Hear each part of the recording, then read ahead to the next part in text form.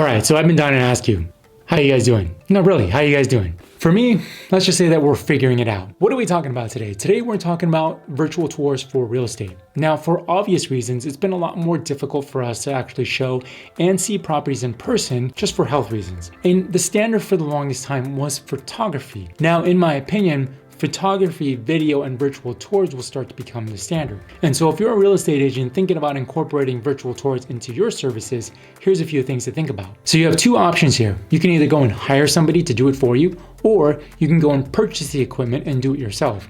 And there are pros and cons to each of those. Now, if you go and hire somebody that has the experience, the knowledge, and the equipment to actually do it, it's gonna be a lot less time consuming, but maybe more expensive in the long run as the more you use them. Now, if you decide to actually do it yourself, just understand that you'll have to invest in the equipment and you'll have to invest the time into it, but maybe the more economic solution, the more you use it in the long run. Now, there are a number of 360 cameras out there that you could purchase, and we're gonna be talking about one today that I feel is going to be right there in the middle, that's not too expensive, but will also not sacrifice quality in getting you what you want. And for instance, Monopod has probably one of the best cameras for real estate, but it comes in at a whopping $3,400. It weighs 7.6 pounds and it's pretty bulky, but will deliver exceptional quality. Well, just keep in mind with a camera like this, you'll have to purchase a steady tripod, which will come in at about $140. And for an expensive camera like this, you'll most likely have to invest in a hard case, which will come in an additional $400. Your total investment could be anywhere close to $4,000 for a brand new setup like this. Now, the alternative solution is going to be the camera that I'm going to be talking about today. Now, that camera is going to be the Theta V from Ricoh that you saw earlier in the video. So let's talk about that now.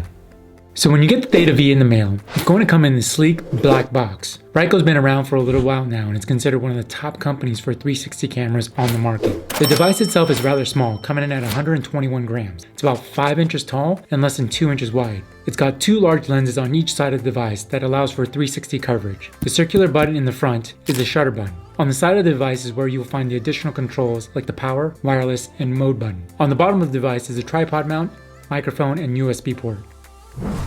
Here's some additional items that I picked up.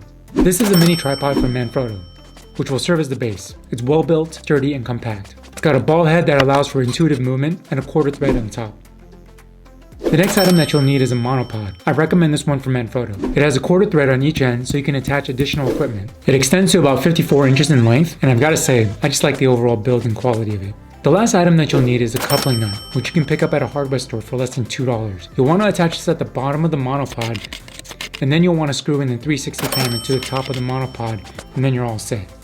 Alright guys, thanks so much for watching. If you guys have any questions about this particular camera, or if you guys have any other cameras that you're particularly in love with, go ahead and leave them in the comments below. I'll make sure to get to them. I'm Chris Kwan with Compass Real Estate. Thanks so much.